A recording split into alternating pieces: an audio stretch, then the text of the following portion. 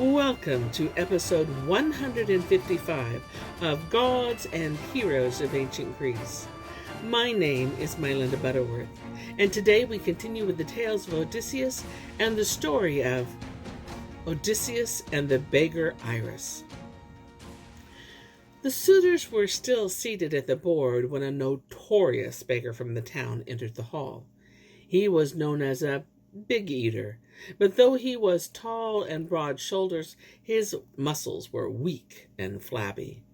His real name was Arnaeus, but the young people in the city called him Irus, playing on the name of Irus, messenger of the gods, since for a small sum he carried messages from one to another. Envy had brought him to the palace, for he had heard that a rival beggar had come. Now he advanced with intention of arriving Odysseus out of his own house. "Get away from that door, old man," he shouted. "Don't you see that they are all winking at me to drag you out by the feet? Better go of your own accord, and do not force me to speed you on your way." Odysseus gave him a black look. "There is room on the threshold for both of us," he said. "You seem to be poor as I. Do not envy me, for I do not begrudge you your share, and do not rouse my anger or challenge me to fight. Old as I am, the blood would soon flow from your breast and mouth, and the people in this house would not be disturbed by your presence tomorrow." This infuriated Irus, and he shouted louder. "See how gibbly that wretch talks, like an old fishwife. I'll hit him right and left until your teeth drop out, as though you were a swine spilling corn. Do you want to fight me, even though I am much younger than you?"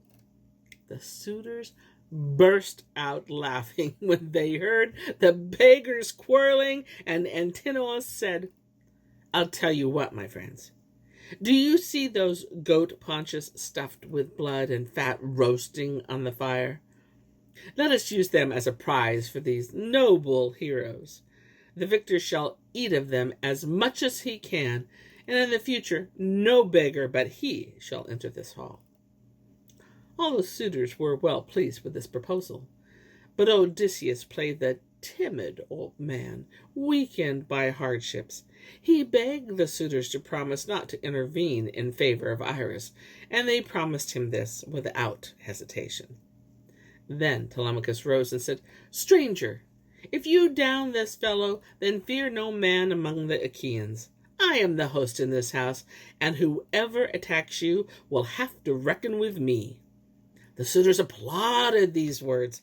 Odysseus girded up his tatters, and then all saw his sinewy thighs, his muscular arms, his broad shoulders and chest, for Athene had made him even mightier than he was. The suitors were amazed, and one said to the other, "Hey, what sturdy limbs that old man has under his rags. Irus won't have an easy time of it." And Irus himself began to regret his challenge.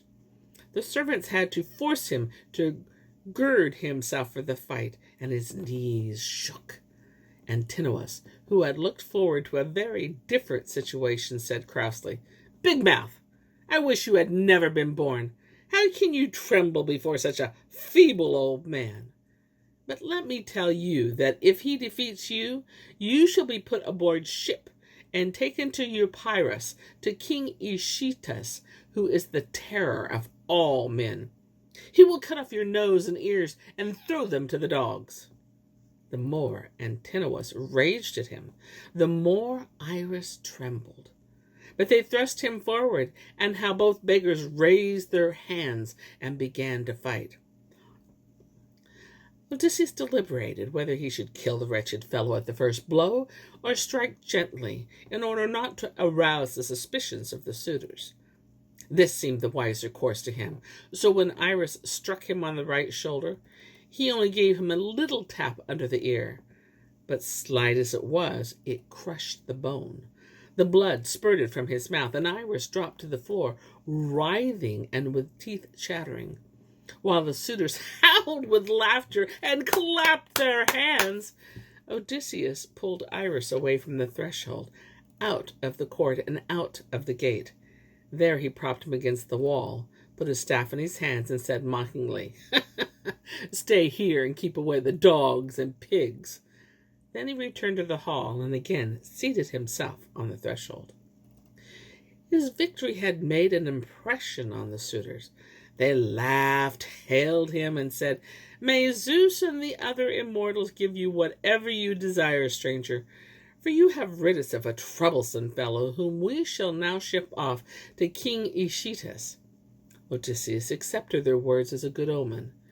And then Antinous gave him the big goat paunch stuffed with blood and fat. And Antinous added 2 loaves from the basket, filled a golden cup with wine, and drank to the victor. "To your health, old man," he said. "May you be free from care in times to come." Odysseus looked him gravely in the eyes and answered, "Antinous, you seem to be a reasonable young man, and I know you have a distinguished father. Take to heart what I am going to say to you. Nothing on earth is more frail and uncertain than the life of man. When the gods favor him, he thinks the future can hold no danger, but when sorrow overtakes him, he finds he has not the courage to bear it. I know all this from experience. There was a time when I, too, trusting to the strength of youth, did much that I should not have done. And so I warn everyone not to be lawless at any time, but to accept the gifts of the gods in silent gratitude. For this reason it is not wise for the suitors to be so wanton and headstrong, and to offend the wife of a man who, I believe, cannot be far from home. Perhaps he is already quite near. May some god take you away from this house, Antinous, before he reaches his home." So saying, Odysseus poured a libation, drank, and returned the cup to the youth. The suitor grew thoughtful, bowed his head, and walked through the hall with a heavy heart, as he guessed what was in store for him. But he was not to escape the punishment Athene had decreed. And here is where I end my tale for today. But I'll be back with more tales, many more tales. Until then, my friends, enjoy the journey.